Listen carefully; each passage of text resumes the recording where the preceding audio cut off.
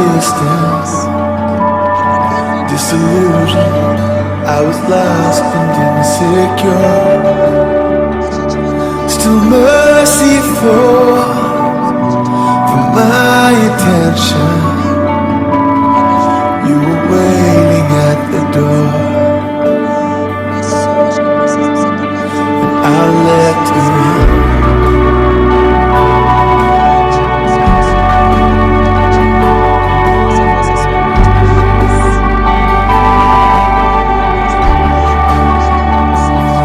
Trading your life for my offenses, for my redemption.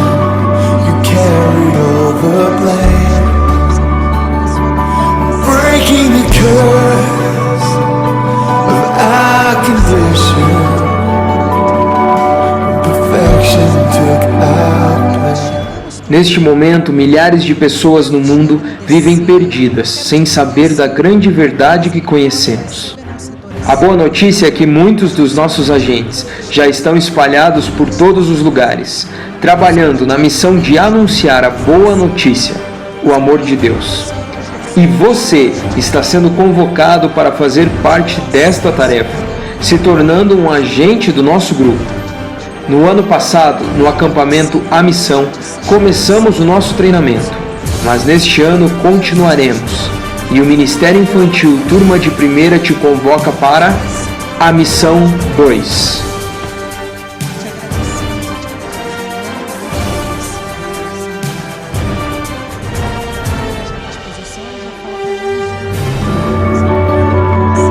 There is nothing that can take this love away.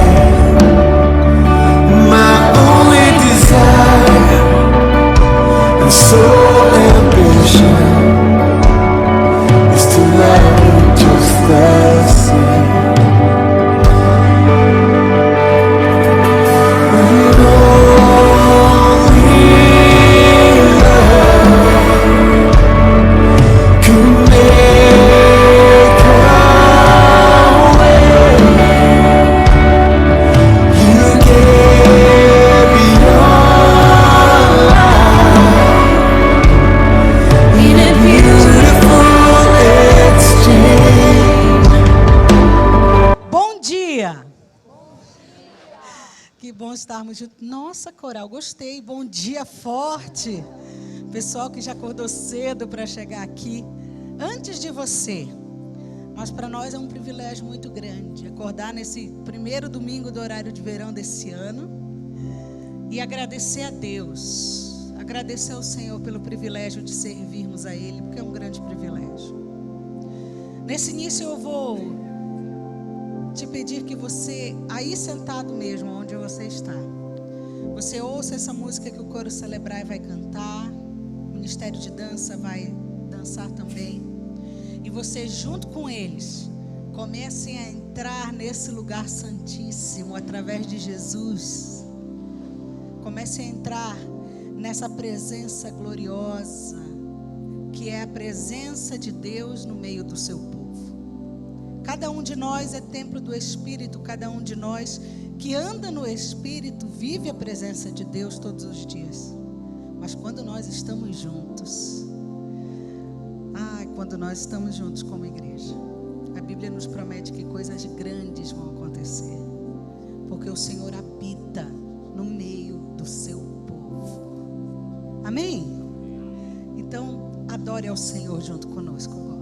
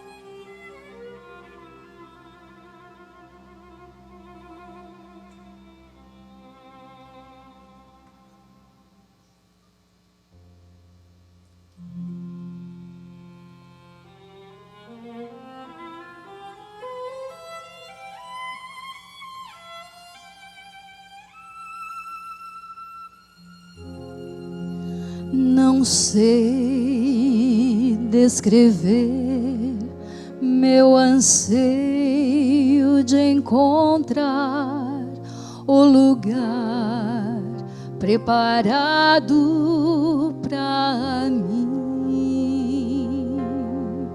Ao pensar na glória do céu, aguardando os redimidos,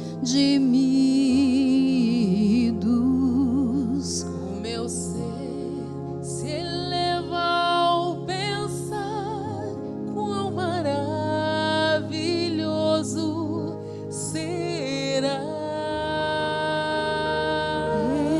Eu desejo ver a nova Jerusalém, contemplar meu Salvador. a minha alma está em Jerusalém, meu lar de descanso e paz.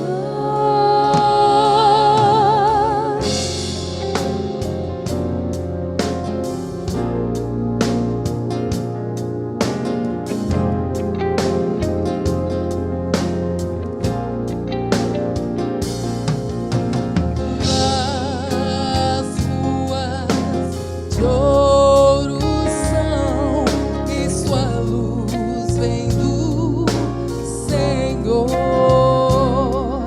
Há tesouros para contemplar, não há como explicar. E o louvor dos salvos como um mar, digno é o Cordeiro que morreu. Eu desejo ver a nova Jerusalém, contemplar meu Salvador. A minha alma está em Jerusalém, meu lar de descanso e paz. Não mais choro,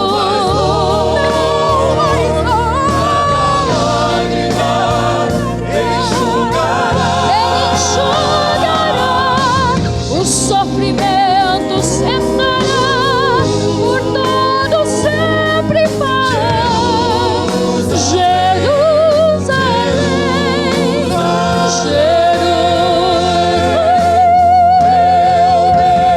desejo ver Jerusalém, contemplar meu Salvador. Minha alma está em Jerusalém, meu lar de descanso e paz. Meu lar de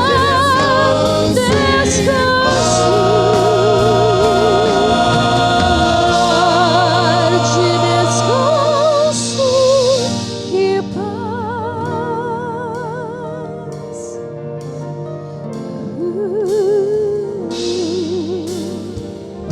Lar de descanso e paz.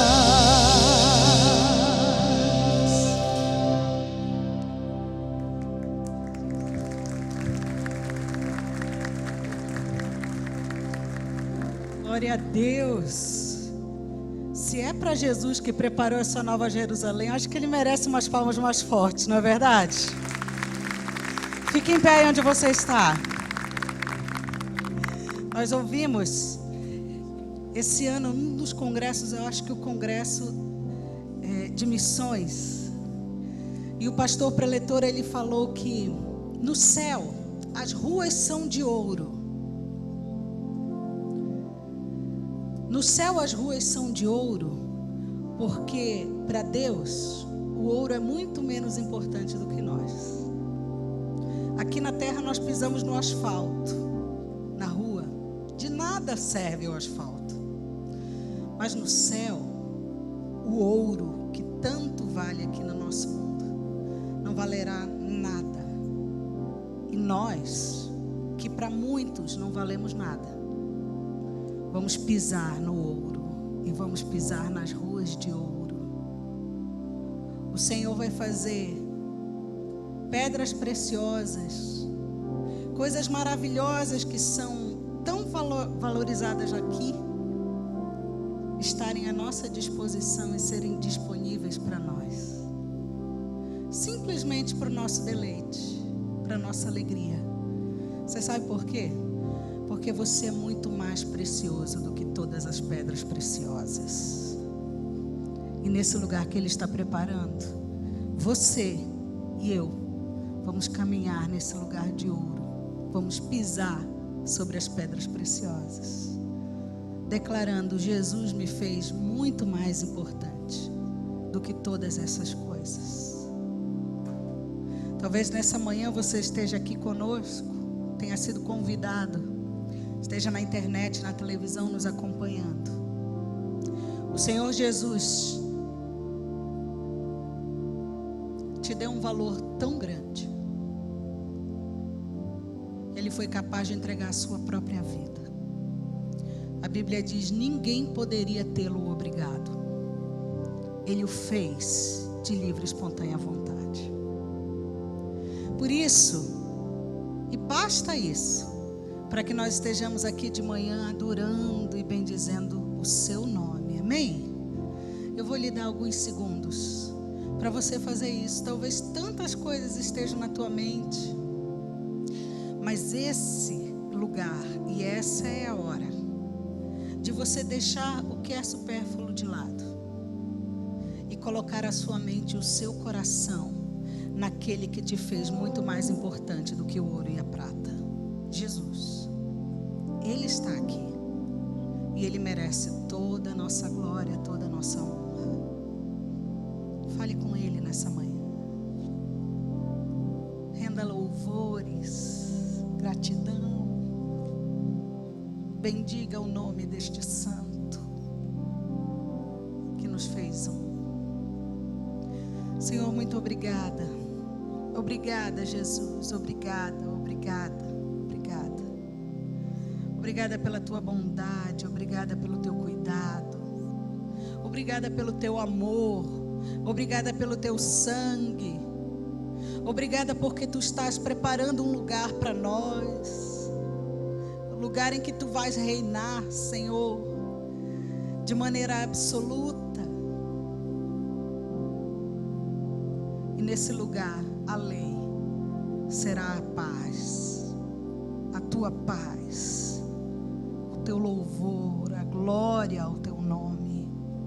Como nós ansiamos chegar nesse lugar. Mas enquanto, Senhor, não nos é dado esse privilégio, nós estamos aqui nesta terra onde o Senhor nos plantou como peregrinos. Porque nós estamos nesse mundo, mas não pertencemos mais a ele. E nós estamos aqui, Senhor, caminhando sobre o asfalto, caminhando sobre a terra. Faz-nos, Senhor, nunca esquecer daquilo que o Senhor está preparando para nós. Nem olhos viram, nem ouvidos ouviram aquilo que o Senhor está nos preparando.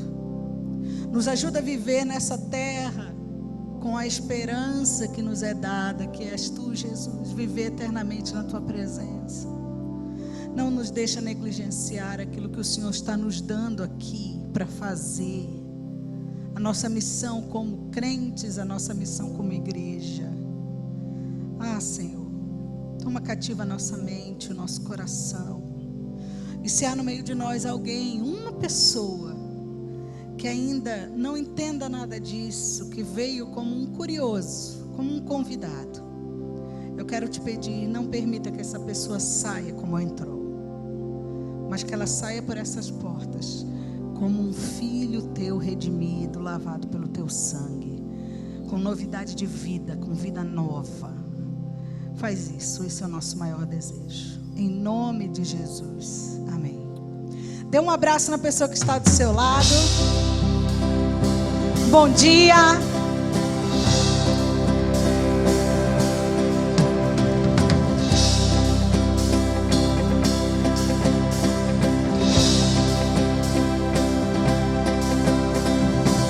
Sinta o tremor dos montes, ouça o ecoar do mar. Quando o povo se levanta para adorar Cristo Senhor.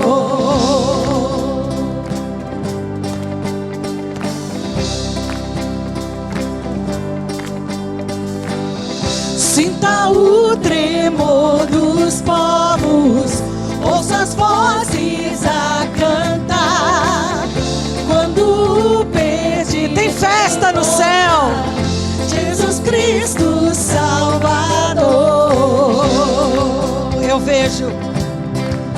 Eu vejo Deus está movendo entre as nações com seu poder. Jovens e velhos adorando.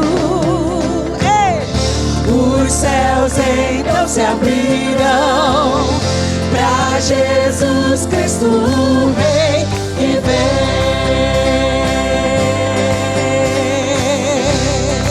Abra o seu coração. Abra o coração e deixa a música ecoar por toda a terra. Som de esperança, um som de júbilo, faz-nos dançar ao Rei da Glória.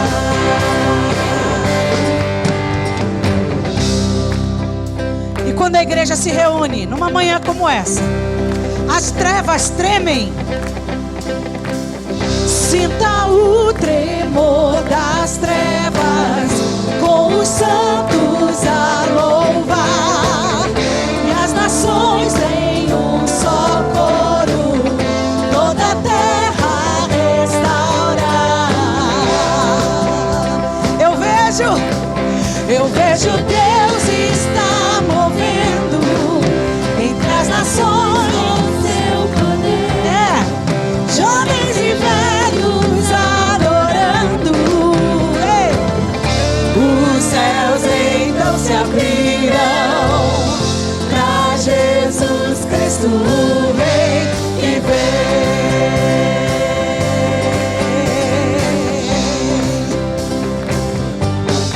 Vai! Abra o coração e deixa a música ecoar por toda a terra. Som de esperança, um som de júbilo, faz-nos dançar ao Rei da Glória. Faz-nos dançar ao Rei da Glória. Faz-nos dançar ao Rei da Glória.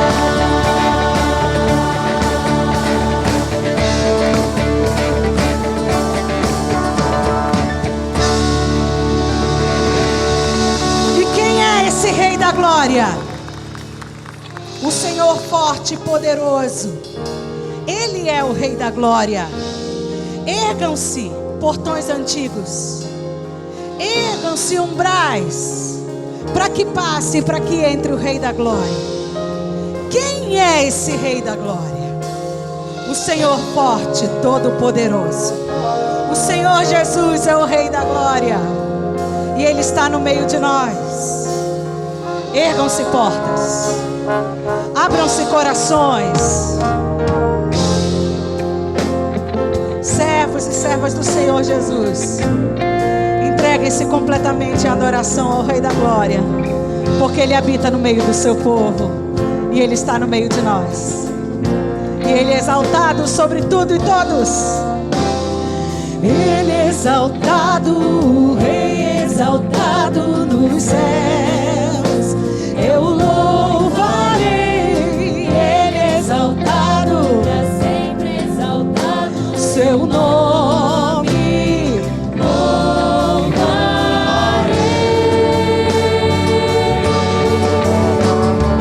Ele é o Senhor, só a verdade vai sempre reinar. Terra e céus glorificam seu santo nome. Ele é exaltado, o Rei exaltado no céu. Aleluia! Ele é exaltado, o Rei exaltado no céu. Exaltado, Jesus. Eu louvarei. Ele é exaltado pra sempre. Exaltado seu nome.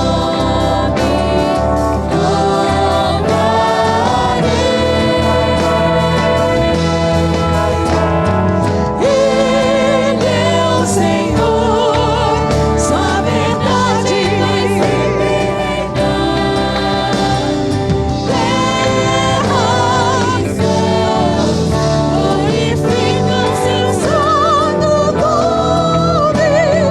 Ele é exaltado, o Rei exaltado nos céus. Eu quero ouvir você cantar. Ele é o Senhor, vai.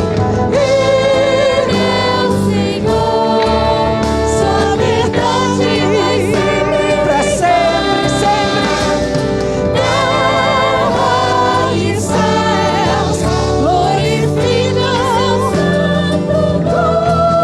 Ele é exaltado, o Rei exaltado no céu. Ele é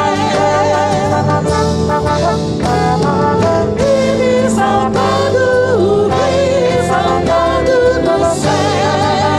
Jesus. Ele é exaltado, o Rei exaltado no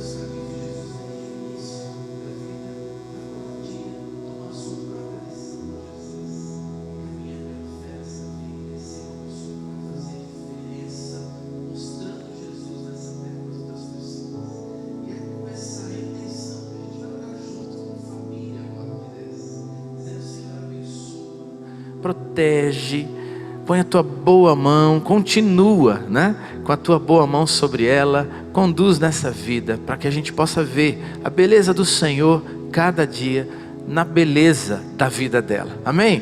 Se você concorda com isso, estende a tua mão para cá.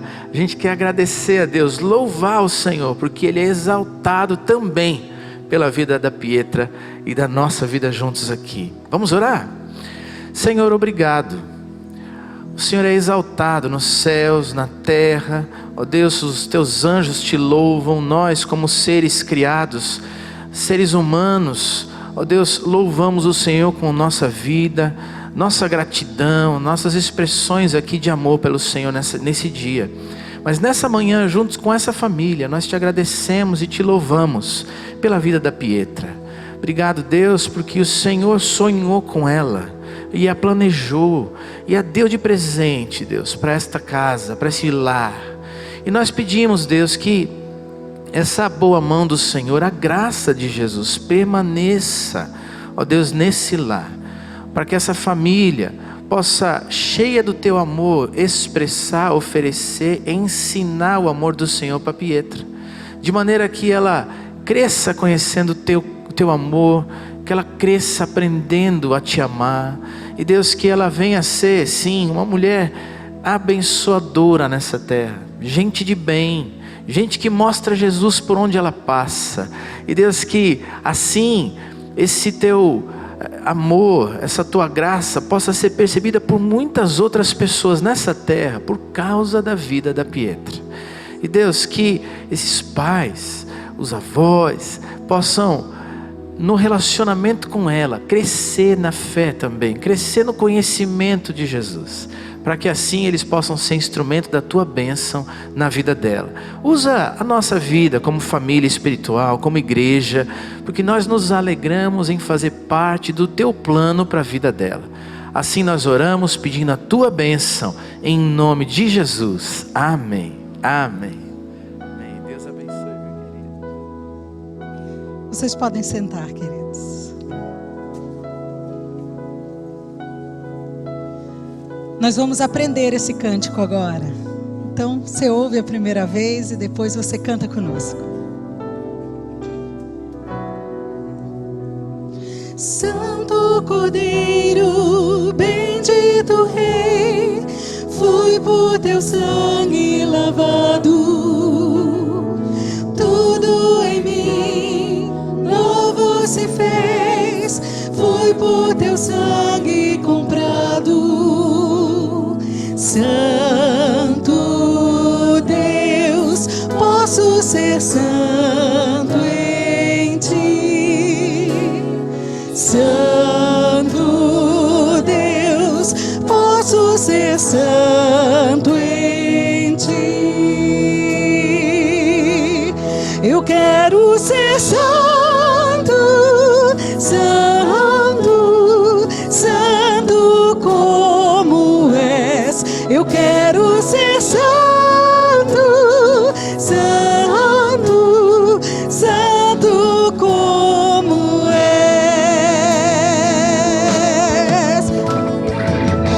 Muito fácil. Vamos cantar juntos agora.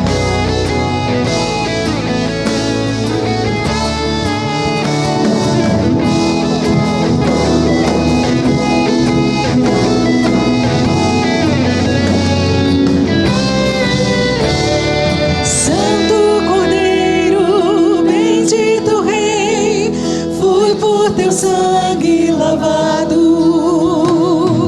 tudo em mim novo se fez, fui por teu sangue comprado. Santo Deus, posso ser santo em ti. Santo Deus, posso ser santo. Agora você fica em pé e canta conosco. Eu quero ser santo. Eu quero ser santo, santo, santo como és. Eu quero ser santo, santo, santo como és. Eu quero ser santo, santo, santo como és. Eu quero ser santo, santo, santo como és.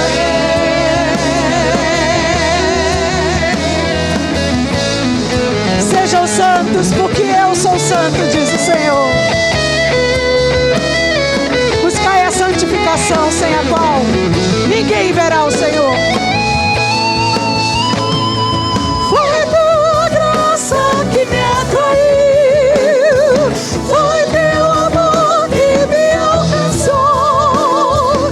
Livres enfim dos pecados, posso ser santo em ti. Posso ser santo em ti. Posso ser santo.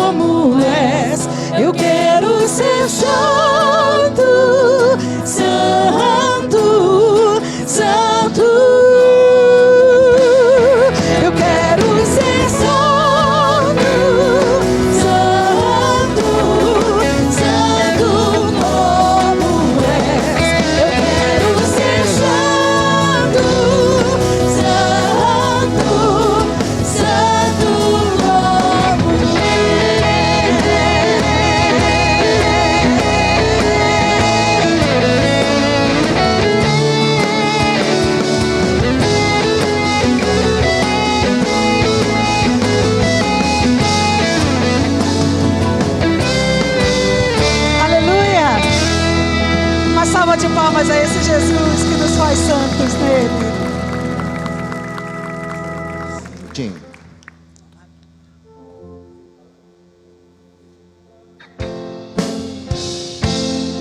Parabéns pra você nesta data querida, muitas felicidades, muitos anos de vida, com Deus ao seu lado, um novo porvir, que a vida lhe seja um eterno sorrir.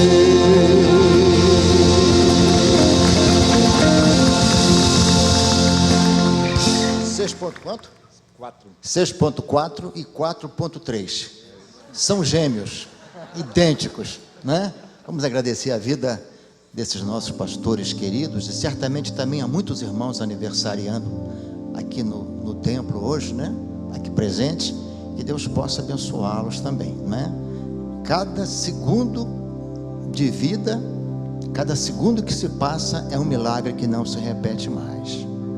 Um ano de vida é um ano de muita bênção, de muita vitória, de muito livramento. E digo uma coisa, as maiores bênçãos de Deus, elas são imperceptíveis. São livramentos, são provisões e tantas coisas que Deus nos concede. Oremos. Deus e Pai, nós agradecemos por este momento, Senhor, de gratidão, de reconhecimento pela Tua bondade, fidelidade na vida destes Teus filhos aqui. Pastor Manfred, Pastor Marcílio e certamente alguns irmãos também aqui presentes, Senhor. Pai, continua com a Tua mão de bênção, Senhor, de graça, de misericórdia, protegendo, dirigindo, Senhor. Agradecemos a vida dos Teus servos que se dedicam à Tua obra, à expansão do Teu reino. Quantas vidas já foram abençoadas através dos Teus servos. Abençoa-os juntamente com as esposas, ó Deus, filhos, Pastor Manfred, netos, que cada um, Senhor, a cada dia, seja mais e mais abençoado e usado na propagação do Teu santo Evangelho. Obrigado pela vida dos Teus filhos, ó Deus. Oramos assim agradecidos em o nome de Jesus. Amém. Amém. Os irmãos estão convidados depois para ir para o Madalosso com eles, tá? Brincadeirinha. A igreja paga não. Podem sentar, queridos. Há um livro que eu gosto muito e o título dele é O Amor é um Verbo. Diga para quem está do seu lado aí: o amor é um verbo. Não, na língua portuguesa ele não é um verbo, teria que ser amar. Mas o que o autor quer dizer é: o amor é algo que se manifesta através de ações. O Senhor Jesus nos disse que para nós demonstrarmos que o amamos, nós devemos guardar os seus mandamentos. Nós devemos ter uma adoração e um amor prático. Isso que nós fazemos aqui todos os domingos, aliás, sexta, sábado, domingo, quarta-feira, todos os cultos. Quando nós entregamos os nossos dízimos, as nossas ofertas, nós fazemos uma declaração de amor. Uma declaração de amor a esse Jesus que nos deu tudo. A Ele que é o dono, a Ele que é o provedor do 100%. E nós, porque o amamos e o obedecemos, nós entregamos 10% disso, como obediência ao seu mandamento. Mas também entregamos aquilo que Ele coloca no nosso coração por algum motivo, e assim são as nossas ofertas. Mas nós entregamos porque nós o amamos. E porque Deus, Jesus, tem uma expectativa de como ser amado. As canções, quando a gente canta Jesus, eu te amo, eu imagino que Ele se agrada. Mas quando o nosso amor se torna um verbo, quando a gente não ama só de palavras, mas em verdade, retribuindo ao Senhor, quer dizer, retribuindo não, né? Nós seremos incapazes de retribuir. Mas devolvendo aquilo que Ele nos pede e entregando aquilo que Ele também pediu no nosso coração, porque a Bíblia diz que a oferta, cada um dê segundo o seu coração. Nós fazemos com alegria e em amor. Com alegria porque o Senhor ama aquele que dá com alegria. Essa é a sua oportunidade de fazer uma declaração de amor a Jesus. E de entregar e de devolver aquilo que o Senhor colocou no seu coração. Aquilo que pertence a Ele. Não chorando, não reclamando, mas amando. Porque é assim que Jesus deseja ser amado. Através da nossa obediência, através dos nossos atos, através das nossas canções, mas principalmente através do nosso amor prático. E enquanto nós cantamos, você sai do seu lugar, vem aqui até o gasofilácio e entrega aquilo que você preparou para trazer.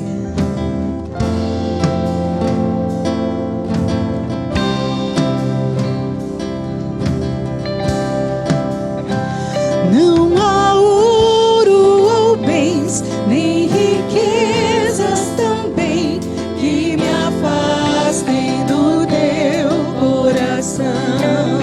Não há nem amor por alguém Poderá me afastar de ti.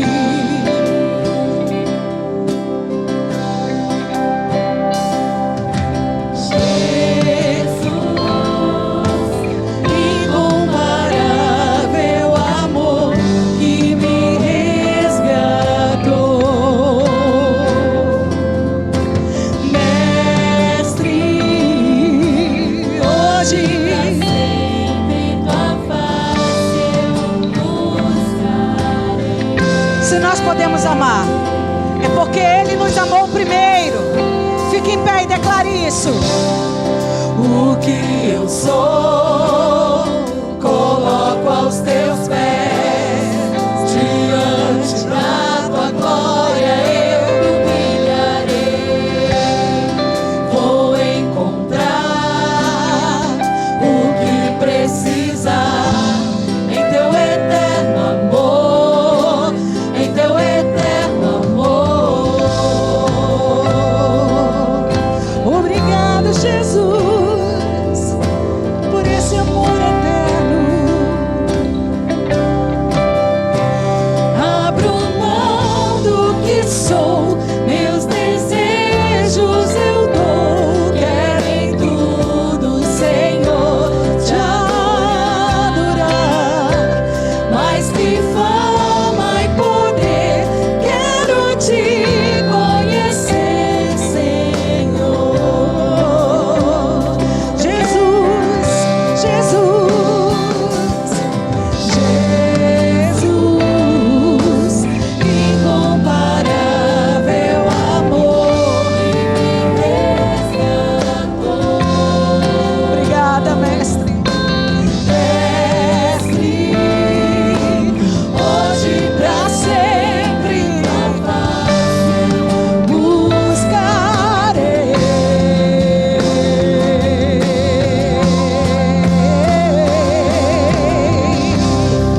O que eu sou, coloco aos teus pés. Diante da tua glória eu me humilharei. Vou encontrar o que precisar em teu eterno amor, em teu eterno amor. Coloco aos teus pés. Diante da tua glória eu me humilharei. Vou encontrar o que precisar em teu eterno amor, em teu eterno amor.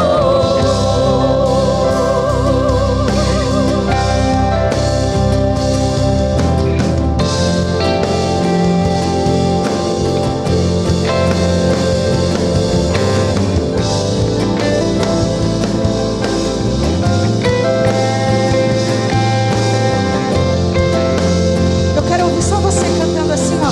Jesus,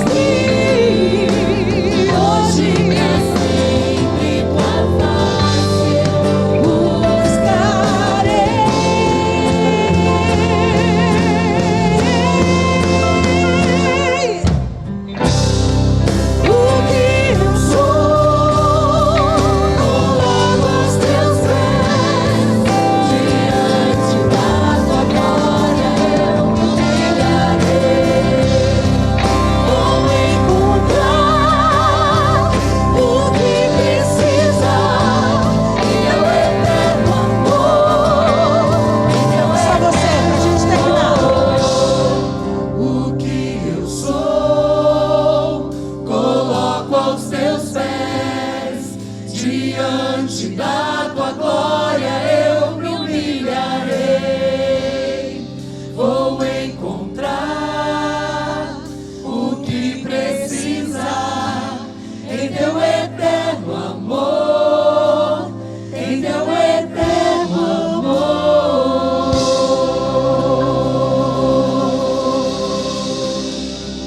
Aleluia, não é? Glória ao Senhor, que assim seja na minha vida e na sua. Pastor Samuel Gil está aí hoje? Onde é que está? Ouvi dizer, está lá. Estivemos orando, né? Porque o irmão teve internado no hospital. Graças a Deus que está aqui hoje. Louvado seja. Dá alguém lá um abraço nele e diz assim, ó, graças a Deus, aleluia, não é que está bem, aleluia. Homem de Deus, tem ministrado na vida de vários pastores aqui.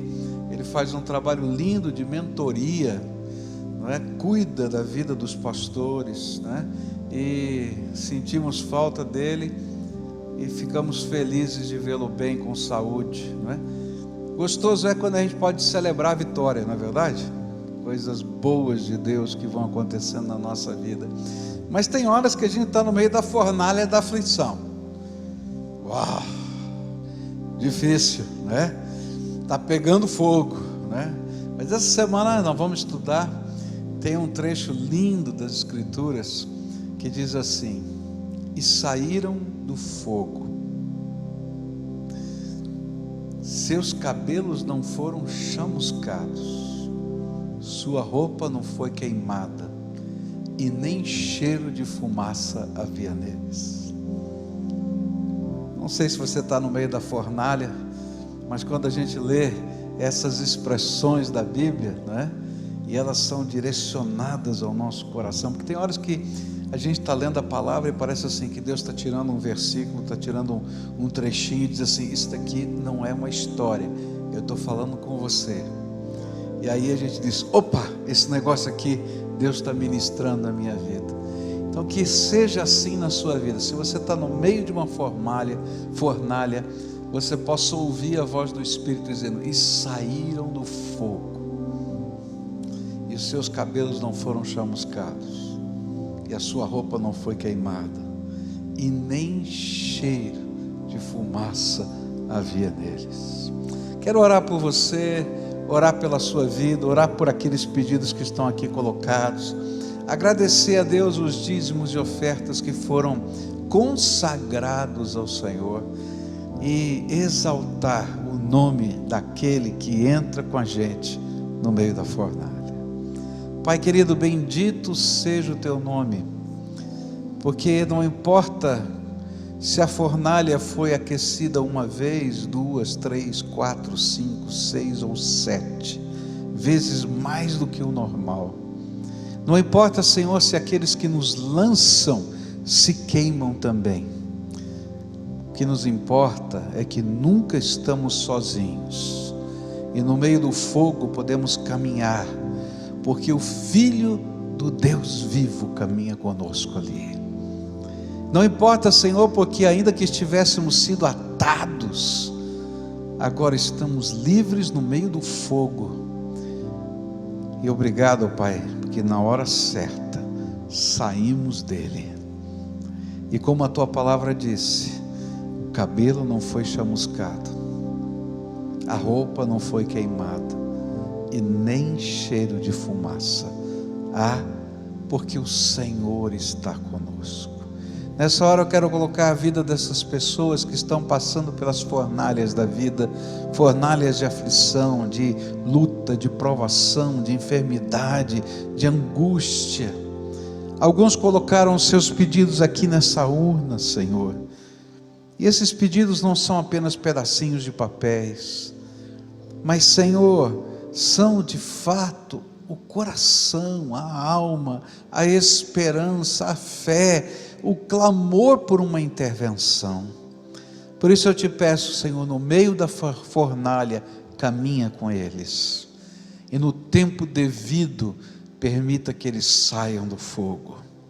Ó Pai, eu quero te agradecer por aqueles que já viveram essa experiência, e já estão do lado de fora, apenas a lembrar daquilo que o Senhor já fez e a celebrar a tua grandeza.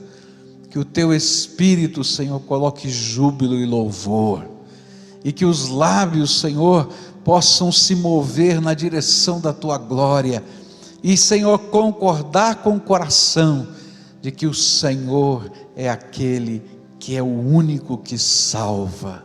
Escuta, Deus, a nossa oração, e recebe o nosso louvor, e intervém a favor dos teus filhos. É aquilo que oramos em nome de Jesus. Amém e amém. Você pode sentar-se, querido. Thalita, me dá uma mãozinha aqui, você faz favor. Bom, eu quero estudar com vocês a história, né, desses 3 jovens que foram lançados na fornalha. Mas antes eu vou fazer uma prova de fogo aqui, tá? Você sabe o nome dos 3? Como é que é? Sadraque, Mesaque e Abidnego. Olha, é uma boa sugestão para quem está procurando nome de filho, né? Ou Sadraquinho, né? Vai ser interessante, né? Não é não, é muito diferente para a gente. Mas é interessante que esses 3 jovens, eles passam por uma grande provação. E na verdade, o livro de Daniel, de uma maneira geral, ele é um livro que nos apresenta a fé dos servos de Deus constantemente sendo testada em verdadeiras provas de fogo. Quando a gente vai lendo o livro de Daniel, a gente vai vendo, por exemplo, que no capítulo 1, esses jovens somados a Daniel passam pela prova da aculturação. Eles são levados para uma universidade na Babilônia, eles têm que comer a comida do rei, eles têm que se adaptar a toda a nova estrutura, eles que tinham sido prisioneiros de guerra. E nesse contexto, eles têm que tomar uma decisão. A decisão é não se contaminar, é isso que está lá na Bíblia, e preservar a integridade da fé, mesmo em um ambiente hostil. E essa é uma decisão que todos nós vamos ter que tomar um momento da nossa vida, porque a gente vai sair da proteção do ambiente familiar, vai ter que enfrentar uma universidade, vai ter que enfrentar um mundo competitivo no trabalho, a gente vai enfrentar regras que são diferentes do dia a dia, e a gente tem que aprender com esses moços a tomar uma decisão de fé, e a decisão de fé é manter a integridade da sua fé, dos seus valores, diante de um mundo hostil. No capítulo 2 de Daniel, o teste é o teste da oração, onde pela fé eles puderam receber aquilo que é impossível. O rei disse assim: eu vou matar todos os professores universitários e vou matar toda a universidade, se alguém não for capaz de me dizer o sonho que eu sonhei e a interpretação. Olha que desafio. Vocês se dizem tão cientistas, tão sabidos em tudo, então contem para mim o sonho que eu sonhei. E contem para mim a interpretação do sonho, porque eu só vou acreditar na interpretação do sonho se você for capaz de me dizer qual sonho eu sonhei. E aí então aqueles jovens, eles oram ao Senhor e dizem: Senhor, aquilo que o rei está pedindo, nenhum cientista pode resolver, só o Deus vivo.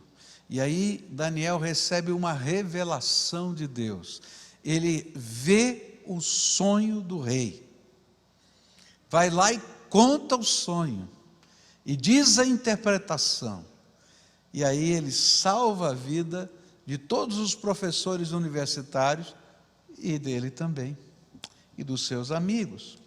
Mas quando chega no capítulo 3, o teste era uma fé que pudesse resistir à fornalha literal, um pacto de vida ou morte com o Senhor. E é isso que esses moços vão fazer, um pacto de vida ou morte com o Senhor.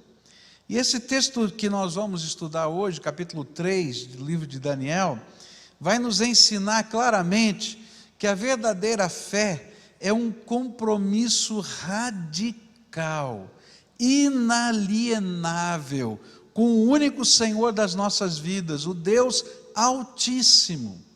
E ao relembrar essa história, eu gostaria de ressaltar as provas que esta fornalha apresentaram ou se demonstraram na vida destes jovens. Então vamos lá para a primeira prova. Capítulo 3 de Daniel, versículos de 1 a 7. A palavra do Senhor nos diz assim, abra aí a sua Bíblia, Daniel, capítulo 3, versículos de 1 a 7. A palavra do Senhor diz assim: o rei Nabucodonosor mandou fazer uma estátua que media 27 metros de altura, pois por 2,70 metros de largura, e ordenou que a pusessem na planície de Durá, na província da Babilônia. Depois ordenou que todos os governadores regionais, os prefeitos, os governadores das províncias, os juízes, os tesoureiros, os magistrados, os conselheiros e todas as outras autoridades viessem à cerimônia de inauguração da estátua. Todos eles vieram ficar em pé em frente da estátua para a cerimônia de inauguração. E aí o encarregado de anunciar o começo da cerimônia disse em voz alta: povos de todas as nações, raças e línguas, quando ouvirem o som das trombetas, das flautas, das cítaras, das liras, das harpas e dos outros instrumentos musicais, ajoelhem-se todos e adorem a estátua de ouro que o rei Nabucodonosor mandou fazer. Quem não se ajoelhar e não adorar a estátua será jogado na mesma hora numa fornalha acesa. E assim, logo que os instrumentos começaram a tocar, todas as pessoas que estavam ali se ajoelharam e adoraram a estátua de ouro. A primeira prova tem a ver com a maneira como reagimos quando pessoas que têm autoridade sobre nós invadem os nossos valores de fé. É interessante que talvez você não tenha na sua vida uma estátua de ouro e alguém que vai dizer assim, você tem que se ajoelhar e tem que adorar. Mas você vai encontrar na sua vida pessoas que têm autoridade sobre você, que vão entrar nos limites dos seus valores e vão tentar determinar as suas atitudes. Você deve agir assim. Olha, não importa o que você faz lá na tua igreja, mas aqui é desse jeito que funciona. Não importa o que você acredita, aqui é assim que funciona. Se quiser ficar aqui assim, se não quiser, tá despedido. Ou, quem sabe, coisas piores, não é? Que a gente vai ter que enfrentar no dia a dia da vida da gente. E era mais ou menos isso, só que numa situação pior, vida ou morte. Ou faz o que eu estou mandando, ou eu vou jogar você numa fornalha de fogo. Fornalha de fogo era uma ravina, era um buraco, era alguma coisa que eles jogavam lenha ali, colocavam fogo e depois precipitavam essa pessoa dessa ravina, dessa colina, lá dentro da fornalha, né? Então essa era uma das maneiras de martírio, de morte, que eram instituídas na Babilônia, e as pessoas naturalmente se apavoravam diante dessa possibilidade. E aí o rei decidiu, não é, construir um novo ídolo, magnífico. Ele era de ouro, 27 metros de altura, 2,70 metros de largura. Quanto custaria esse ídolo? Para pensar, eu tentei calcular, né? Mas eu não tinha todas as dimensões para calcular a massa desse negócio, mas eu creio que algumas toneladas de ouro. Negócio assim, faraônico, estupendo, que representava a glória do maior imperador do mundo. Alguns acreditam que o propósito era desenvolver através da adoração desse ídolo, um elo de união dos povos e nações que estavam debaixo do domínio da Babilônia. A Babilônia foi conquistando o mundo, e tinha muitas nações que estavam debaixo do império de Nabucodonosor. Falavam línguas diferentes, ainda que o caldaico, ou uma forma antiga do aramaico, tivesse ali, não é? Sendo a língua oficial, mas eles falavam as suas línguas nativas. Eles tinham os seus deuses nativos, e aí era muito difícil você manter a unidade. Você podia conquistar uma terra, mas você não conseguia trazer hegemonia para essa terra. E então eles tiveram uma ideia: nós vamos criar um ídolo internacional, a estátua de ouro do rei. Todo mundo pode adorar quem quiser, mas na hora que toca a trombeta, se curva diante dessa estátua de ouro, a imagem construída por Nabucodonosor. Alguns dizem que a imagem era dele mesmo, outros dizem que não, era uma imagem de uma divindade. A Bíblia não nos dá muitas inferências de que imagem era essa, mas era esse o propósito, de gerar uma confissão de lealdade e patriotismo incondicional. E de repente uma questão social e política tornava-se uma questão de fé. Tudo misturado. Há pessoas que imaginam que é possível separar o secular do espiritual, como se fossem dois mundos paralelos. Não, eu tenho a minha empresa, eu presto serviço para quem quer que seja, eu não tenho que cuidar muito das questões, tal, porque na verdade isso aqui é negócio. Minha fé é minha fé. Não dá, querido. Sua fé e seus negócios vão andar juntos com os seus valores. Não existem dois mundos paralelos. Por isso a história e a própria Bíblia vão nos mostrar que eles se conflitam ou se confundem em algum ponto. É interessante que até na percepção da vida a gente vai ver isso. As linhas paralelas se encontram no horizonte, não é isso mesmo? Você olha lá, tchum. Então em determinado momento as linhas que parecem paralelas vão se encontrar. E diz uma outra pessoa que o céu e a terra se confundem nesse mesmo ponto, no final do horizonte.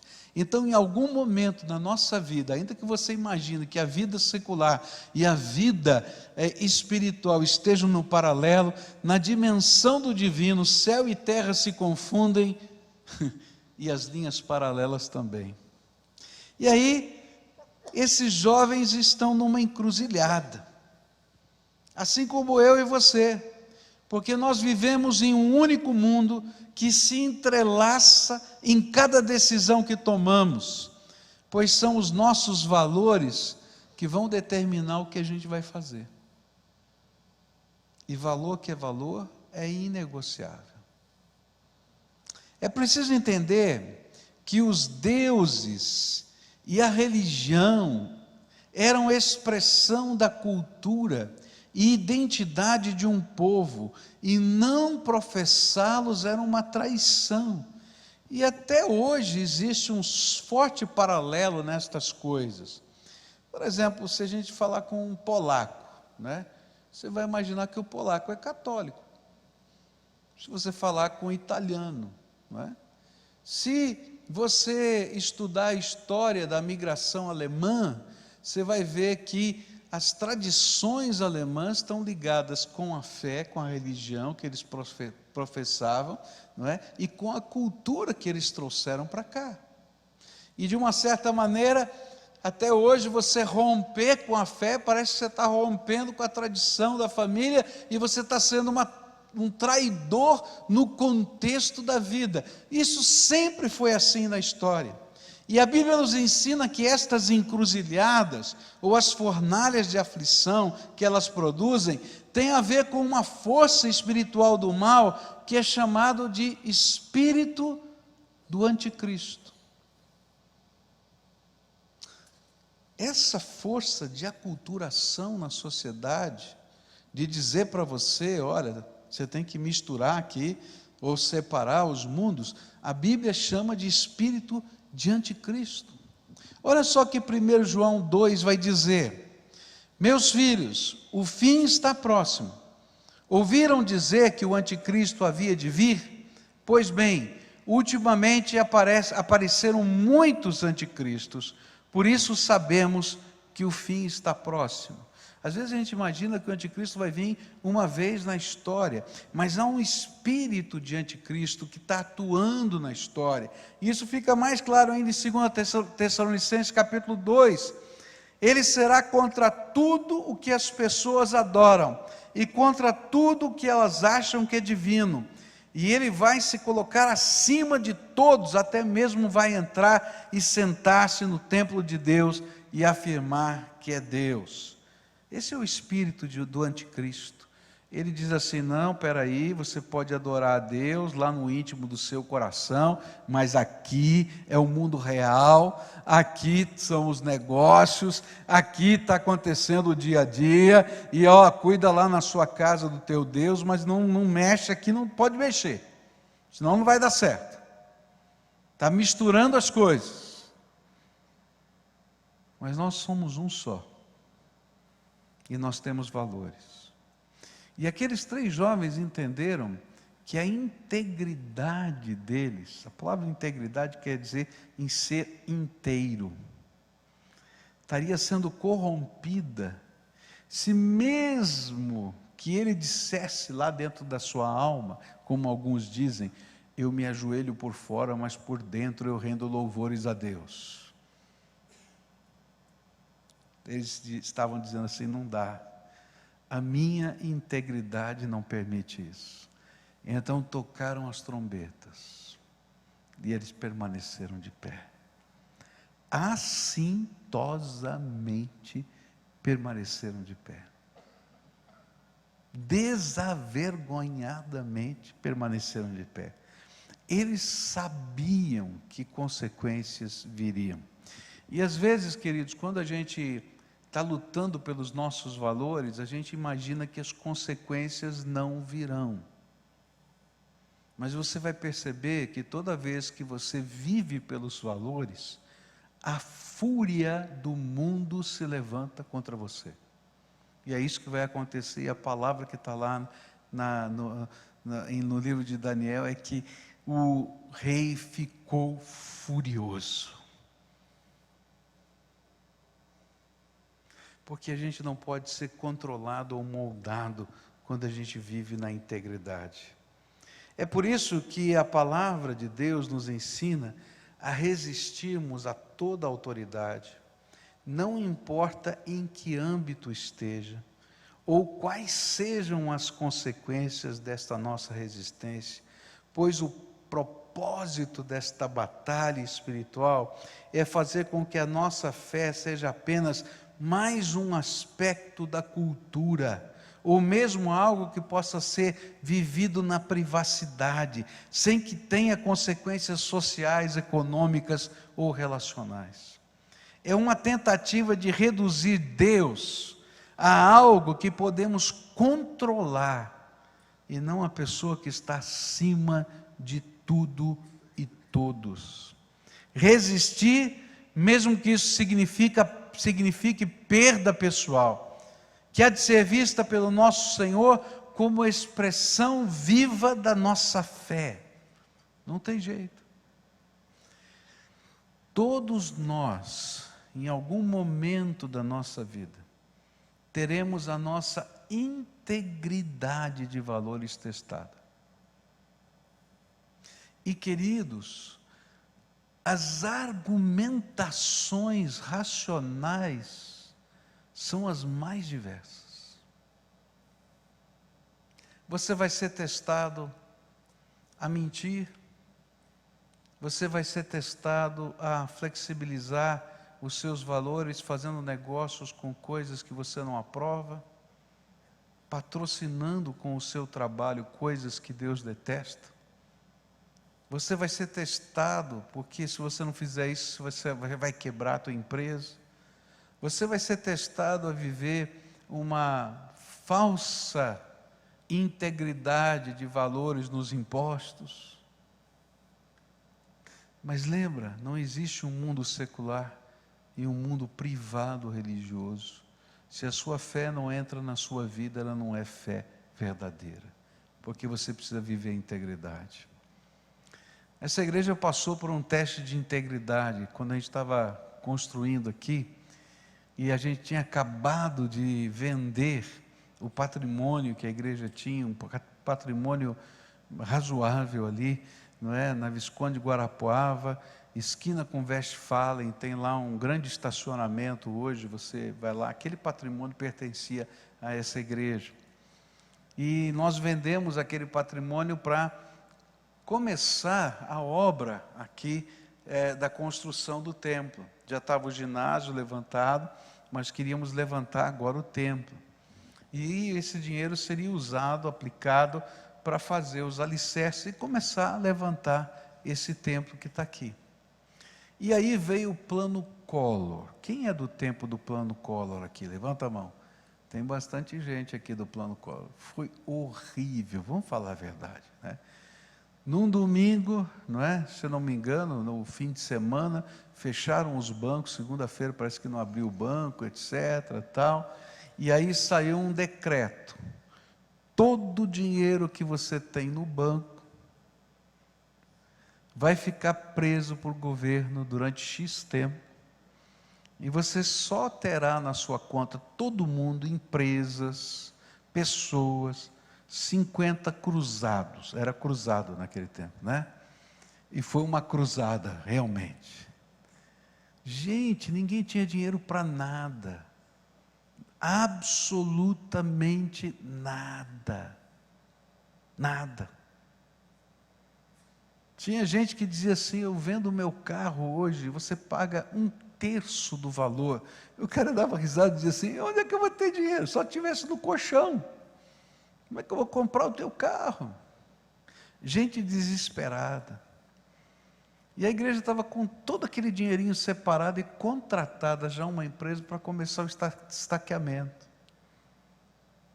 E a gente teve uma reunião, porque tinha um jeito de tirar o dinheiro. Era se você tivesse folha de pagamento, não é isso? Aí você podia sacar parte desse dinheiro para pagar o salário dos empregados. E apareceu um jeitinho brasileiro. O jeitinho brasileiro é o seguinte: você pegava e emprestava dinheiro, tá, para uma empresa que tivesse folha de pagamento para pagar. Ela pagava os funcionários, cobrava um deságio nisso, não é? E retornava o dinheiro em parcelas ao longo do tempo. E aí você ia no cartório, e tinha uma série de cartórios com jeitinho brasileiro, que batiam o carimbo com a data da sexta-feira. Então naquela semana todo mundo correu para fazer o seu jeitinho brasileiro. E apareceu um empresário, e olha só, crente, que disse: eu tenho folha de pagamento para pagar, você quer me emprestar o dinheiro? E eu retorno parte, naturalmente não era todo o dinheiro, mas parte desse dinheiro da seguinte maneira: e o deságio é tanto. E aí houve uma reunião da comissão, estava lá a comissão, corpo diaconal da igreja, e todo mundo lá, e as argumentações são muito interessantes. O dinheiro é nosso. Quem roubou, não é? Foi o governo. Então não temos que tirar o dinheiro, não estamos fazendo nada de errado. Mas tinha que bater o carimbo na sexta-feira. Está entendendo? E o pior, todo mundo concordou com o negócio. Todo mundo, inclusive eu. Estou falando sério, estou brincando. É verdade. Mas naquela noite, eu fui orar. E Deus me falou assim: o pai da mentira é o diabo. Uau! Que vergonha. Dia seguinte de manhã peguei o telefone e disse assim: não posso assinar esse documento. Porque Deus falou, me lembrou que Ele já tinha falado há muito tempo, que o pai da mentira é o diabo. Se quiserem me despedir, me despeçam. Mas eu não vou assinar esse documento. E aí o temor do Senhor veio sobre todos os líderes da igreja e disseram: não, pastor, o senhor tem razão, o pai da mentira é o diabo. A gente enfrentou a fornalha, e nós estamos aqui hoje, porque a gente sai do fogo. Os cabelos não saem chamuscados, a roupa não sai queimada, e nem cheiro de fumaça vem sobre a gente, quando os nossos valores são testados e nós somos aprovados por Deus. Não vou dizer para você que foi fácil, não foi fácil, mas vale a pena a gente entender que não existem dois mundos, só um, onde a gente vive os valores de Deus todo dia. E se a gente não viver os valores de Deus, Deus não abençoa. Você está sozinho e vai enfrentar as próximas fornalhas sozinho. Eu não sei qual é a fornalha que você está enfrentando, mas eu queria dizer para você que só as intervenções de Deus podem derrubar as injustiças nesse mundo por meio da nossa fé. Porque quando nós lutamos contra Deus, nós somos derrotados. Mas quando nós lutamos com Deus, a glória do Senhor será revelada a seu tempo. Por isso, não tenha medo de ser radical. Segunda coisa, segunda prova que vai acontecer aqui, é a acusação das elites do conhecimento. Olha só, versículos 8 a 12, diz assim: foi nessa hora que alguns astrólogos aproveitaram a ocasião para acusar os judeus, e eles disseram ao rei Nabucodonosor, que o rei viva para sempre. O Senhor deu a seguinte ordem: quando ouvirem o som dos instrumentos musicais, todos se ajoelharão e adorarão a estátua de ouro. Quem desobedecer a essa ordem será jogado numa fornalha acesa. Ora, o Senhor pôs como administradores da província da Babilônia alguns judeus. E esses judeus, Sadraque, Mesaque e Abidnego, não respeitam o Senhor, não prestam culto ao Deus do Senhor, nem adoram a estátua de ouro que o Senhor mandou fazer. É interessante perceber que a denúncia aos 3 jovens judeus, que não se ajoelharam diante da estátua de ouro, veio dos astrólogos, ou lá no aramaico está lá, os caldeus. Eles representavam a elite dos detentores do conhecimento dos seus dias. Esses eram os professores da universidade, onde os jovens tinham sido treinados. E os representantes da ciência daquele tempo, que estavam denunciando a fé que fora forte o suficiente para resistir à ordem do rei. Eu estava lendo o que eles ensinavam nessa universidade caldaica. E aí é interessante, eles ensinavam matemática, eles ensinavam astronomia, astrologia, ensinavam os dialetos que eram falados em toda a região, ensinavam administração pública. Era uma faculdade. E foi para lá que esses jovens foram inseridos. E por causa do curso universitário deles, Eles saíam dessa faculdade para a administração pública. E agora, esses que estavam lá como ministros do reino, formados naquela universidade, estavam sendo acusados pelos seus professores de resistirem à lei, à cultura e à nacionalidade, como se esta fosse uma expressão de intolerância religiosa. Isto porque não era proibido adorar o seu próprio Deus, desde que você se curvasse diante do Deus construído pela estrutura política. Porque aquele era o ponto de unificação das religiões. Mas o que eles não compreendiam era que a verdadeira intolerância vinha deles.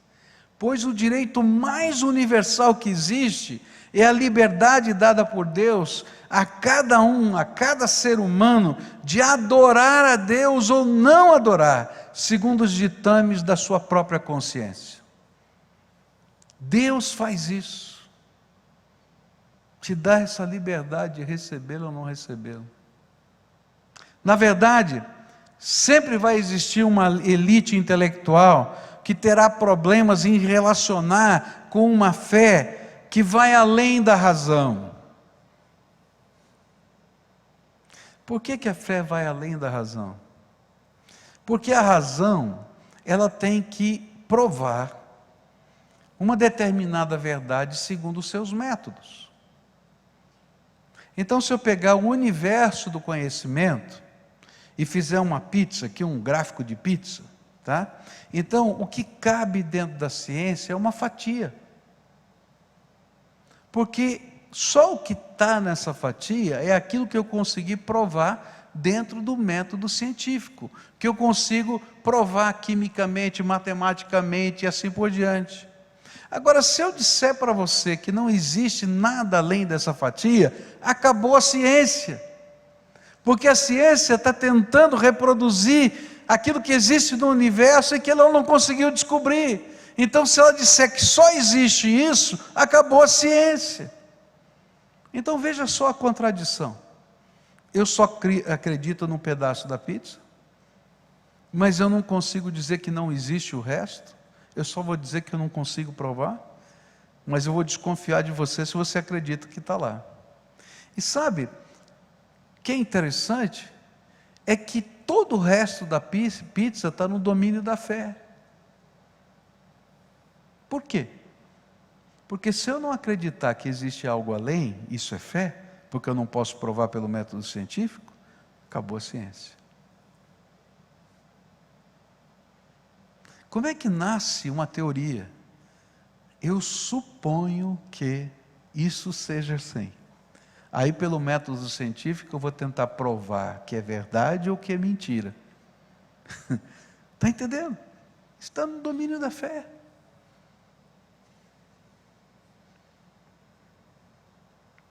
Então, quando você tem uma razão, ou melhor, uma fé que vai além da razão, que não precisa ser provada pelo método científico, ela não pode ser controlada. E aí você vai ter um Deus e pessoas, um povo, que não pode ser controlado pelo razoável proposto pelos homens, porque Deus é o absoluto dos absolutos. E se tem uma coisa que o mundo vai detestar, que a ciência vai detestar, que os sociólogos vão detestar, que os antropólogos vão detestar, é quando você diz que crê num Deus soberano. E que você não se submete a nada mais do que ao Senhor soberano. E é tão interessante isso, que no final dessa história, quando Sadraque, Mesaque e Abidnego saem da fornalha, porque o rei vai ver no final dessa história, não 3, mas 4 homens, e esse povo passeando, no meio do fogo, eu penso assim, eu já sou mais, né, dramático, eu fico imaginando a cena, né, e eu acho que eles não estavam só caminhando, eles devem estar saltitando, pulando, o anjo do Senhor estava sobre eles, estavam desamarrados, e eu acho, isso é minha opinião, não está na Bíblia, tá? Que eles estavam brincando, qual é a labareda mais forte? Essa que eu vou pisar. Qual é a mais alta? E eles estavam lá, e aí o rei chega lá e diz assim, ô Sadraque, Mesaque, Abidnego, vocês estão bem? Tudo bem, rei, está maravilha aqui na fornalha. Então sai para fora. E ele sai. E aí, o rei vai dizer uma coisa tremenda: servos do Deus Altíssimo, o soberano.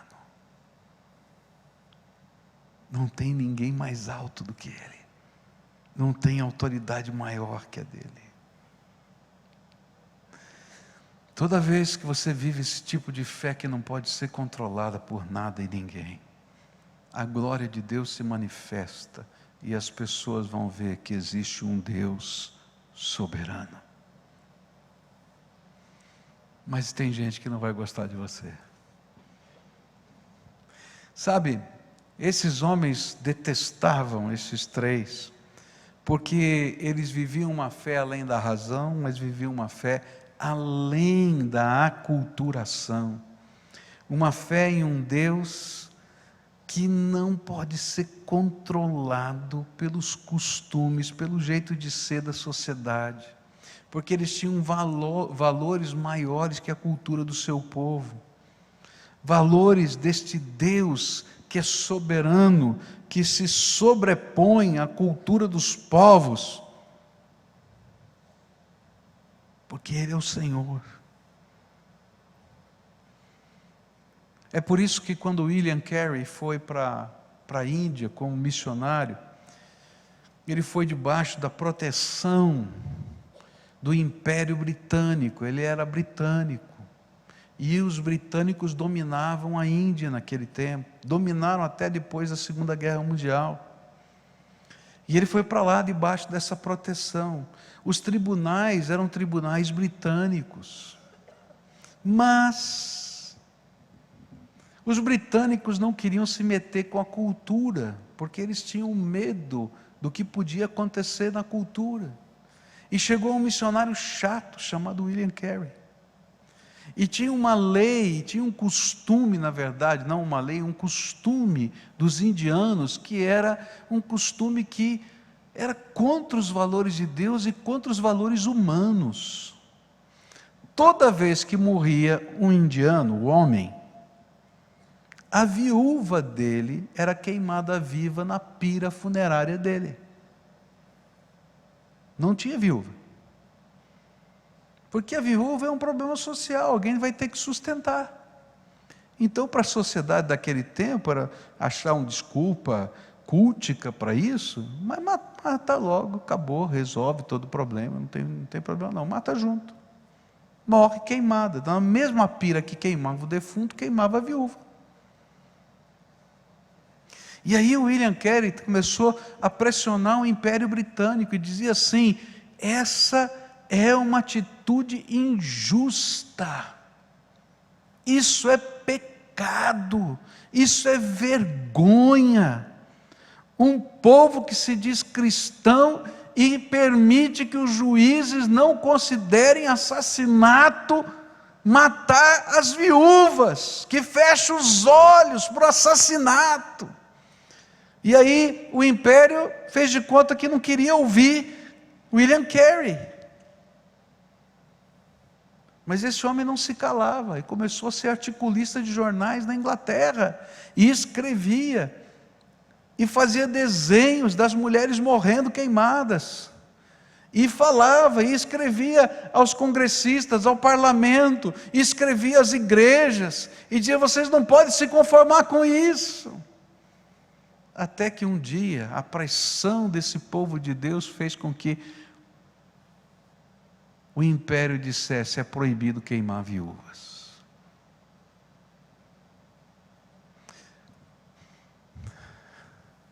Você sabia que aqui no Brasil, eu não estou falando do passado, aqui no Brasil, o pajé diz para um índio: seu filho não tem alma, por alguma razão. Às vezes porque ele nasceu gêmeo, às vezes porque ele tem uma mancha na pele, às vezes porque ele tem um defeito, ou simplesmente porque o pajé disse. E aí faz-se uma cerimônia na tribo, e aquela criança aqui no Brasil é enterrada viva. E os missionários que vão lá e desenterram essa criança e fogem com ela, são presos por rapto de menor. Está acontecendo aqui no Brasil.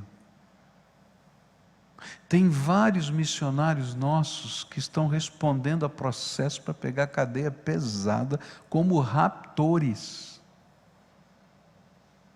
Sabe por quê? Porque o governo brasileiro, os antropólogos brasileiros dizem: a gente não pode mexer com a cultura.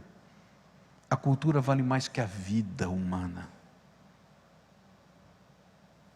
Agora, a ciência não consegue suportar uma fé que diz: existe um valor acima da vida humana, acima da cultura, acima da sociedade, acima da FUNAI, acima do governo brasileiro. E a gente vai para a cadeia, mas não vamos deixar mais ninguém ser morto, enterrado, vivo, no quintal da casa da gente. E eu não estou falando de tribos que não estão dentro da proximidade da sociedade. Eu estou falando de tribos que estão do outro lado do rio.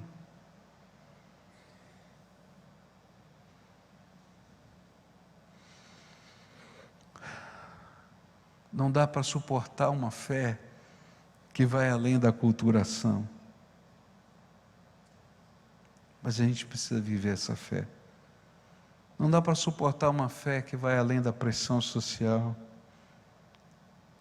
Não dá para suportar uma fé que vai além da própria vida. Se você quiser me jogar na fornalha, me jogue, mas eu estou aqui para servir o Deus vivo.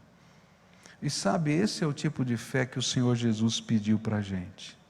Não tenham medo do que vocês vão sofrer. Apocalipse 2:10.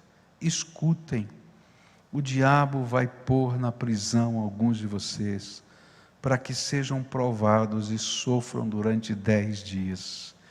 Sejam fiéis, mesmo que tenham de morrer, e como prêmio da vitória, eu lhes darei a vida.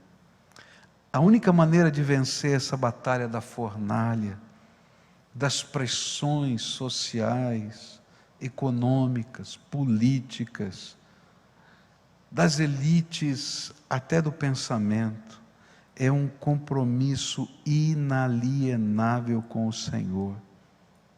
Porque, na verdade, quando a gente tem um compromisso inalienável com o Senhor, eles não estão lutando mais conosco, mas eles vão lutar contra o Deus vivo, a quem, de fato, eles perseguem. Eu queria encerrar dizendo para você que esse é o tempo que a gente está vivendo. Deus tem derramado graça sobre a nação brasileira. O coração do povo brasileiro está aberto para a pregação do Evangelho. Tem muita gente pregando outro Evangelho que não é Evangelho, mas tem muita gente se convertendo ao verdadeiro Evangelho.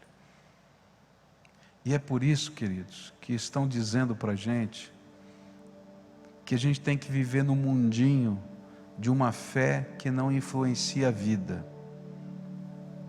E que se a sua fé quiser trazer os valores para a vida, você é um intolerante, reacionário. Mas esse é o momento da gente dizer: eu vou viver uma fé que vai além da cultura, além dos negócios, além da política, além da sociedade, além da própria vida. Porque essa é a única fé que nos permite sair do fogo sem ter o cabelo chamuscado, sem ter a roupa queimada, sem ter cheiro de fumaça. Porque o Deus Altíssimo é o único que salva. E essa é a conclusão do rei. O Deus Altíssimo é o único que salva. Para ver uma verdadeira conversão dessa nação, tem que ter gente séria com Deus. Para ter verdadeira conversão da sua família, tem que ter gente séria com Deus. Para ter uma verdadeira conversão dos seus negócios, tem que ter gente séria com Deus. E seriedade não é cultica, onde eu vou, canto uma canção, digo aleluia, mas é vida comprometida com o Rei. Integridade a toda prova, porque o Senhor é o nosso juiz. Curva a sua fronte para a gente orar. Se você tomar uma decisão de viver assim, pode ter certeza, você vai enfrentar a fornalha. Você vai ter que entrar no fogo. E o grande desafio é: você tem compromisso com Deus suficiente para entrar na fornalha? Porque a gente só vive um milagre da fornalha se a gente está comprometido com o Senhor. Pai querido, nós estamos aqui reunidos em nome de Jesus, o Teu Filho, nesse lugar que se torna santo por causa da Tua presença. E eu quero te pedir, Senhor, dá-nos a coragem de viver uma fé que vai além. Dá-nos a coragem de pregar a Tua palavra com intrepidez. Dá-nos a coragem para ficar de pé quando as trombetas soam e nos mandam nos ajoelharmos diante das estátuas de ouro que são levantadas no nosso tempo. Dá-nos a coragem. Mas enquanto assim fazemos, revela no meio da gente os Teus prodígios, sinais e milagres incontestáveis de que o Senhor é o Deus Altíssimo e o único que salva. Faz isso entre nós. Ó Pai, eu quero ver um avivamento tremendo, um avivamento do Teu poder, da Tua glória, da Tua majestade, da Tua santidade, da intervenção, das curas, dos milagres. Mas ele só vai acontecer quando tiver gente séria, comprometida até a entrar na fornalha, para viver a integridade da sua fé. Começa comigo, Senhor. Começa com a Tua igreja aqui em Curitiba. Começa em cada um de nós. Se espalha por essa terra. E que o mundo veja que Tu és o Deus Altíssimo e o único que salva. É aquilo que oramos no nome de Jesus. Amém e amém. Vamos ficar em pé. Fique em pé aí onde você está e nós vamos terminar esse culto fazendo esse compromisso com o Senhor.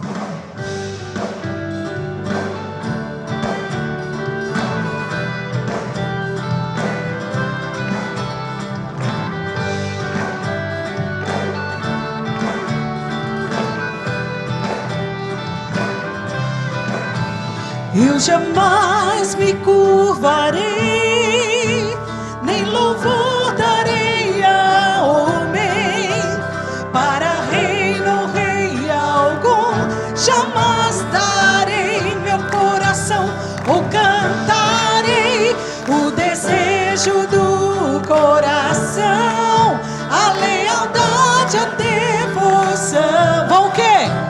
Vão servir aquele que morreu naquela cruz. Somente a um Deus assim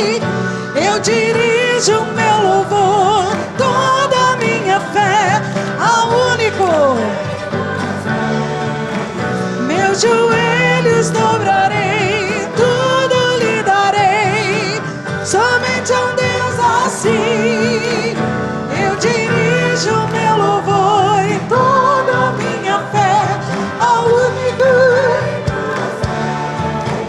Meus joelhos dobrarei, tudo lhe darei ao Deus Criador, Jesus que me salva, redime e restaura, revive e renova.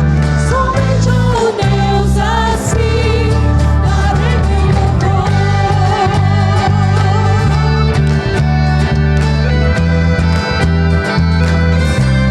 Darei meu louvor.